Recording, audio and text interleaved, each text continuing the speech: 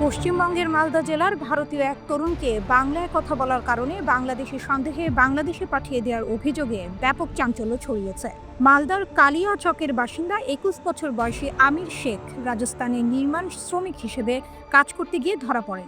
পরিবারের দাবি, বৈধ ভোটার আইডি ও আধার কার্ড থাকা সত্ত্বেও রাজস্থান পুলিশ তাকে বাংলাদেশি বলে চিহ্নিত করে এবং প্রায় ২ মাস ধরে জেল হেফাজতে রাখে। এছাড়া সবচেয়ে উদ্বেগজনক বিষয়, কোনো আদালতের রায় ছাড়াই বিএসএফ এর সহায়তায় তাকে সীমান্ত পার করে বাংলাদেশে পুশব্যাক করা হয়েছে। শুক্রবার ২৫ জুলাই বাংলাদেশের এক অজ্ঞাত স্থানে থেকে ভাইরাল হওয়া একটি ভিডিওতে আমির শেখ কান্না জড়িত কণ্ঠে বলেন, "আমি ভারতীয়, আমাকে আমার বাড়ি ফিরিয়ে দিন।" এই ভিডিও প্রকাশ্যে আসতেই জালালপুর সহ গোটা মালদা জুড়ে শোক ও ক্ষোভের সঞ্চার হয়।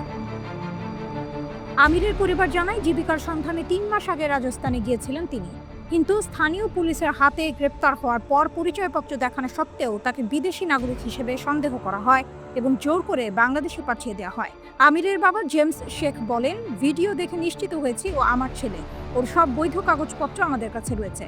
কিন্তু তারপরও যদি ভারতীয় নাগরিকদের এভাবে বাংলাদেশে পাঠানো হয় তাহলে আমাদের ভবিষ্যৎ কী?" এই ঘটনা কেন্দ্র করে রাজ্য জুড়ে ক্ষোভের ঝড় উঠেছে। পরিযায়ী শ্রমিক ঐক্য মঞ্চের সম্পাদক আসিফ ফারুক আজ আমিরের বাড়িতে গিয়ে বলেন, "এটা শুধু একটি পরিবারের নয়, গোটা বাংলার অপমান। এটা কেবল প্রশাসনিক ত্রুটি নয়, একটি গুরুতর মানবাধিকার লঙ্ঘন।" জেলা প্রশাসক নিতিন সিংহানিয়া জানিয়েছেন, বিষয়টি গুরুত্ব সহকারে দেখা হচ্ছে এবং প্রাথমিক তদন্ত শুরু হয়েছে। এই ঘটনাকে ঘিরে দেশের অভ্যন্তরীণ সংহতি, সাংবিধানিক অধিকার এবং মানবাধিকার রক্ষার দাবিতে দ্রুত ও স্বচ্ছ তদন্ত এবং আন্তর্জাতিক মানবাধিকার সংগঠনগুলোর হস্তক্ষেপ এখন অত্যন্ত জরুরি।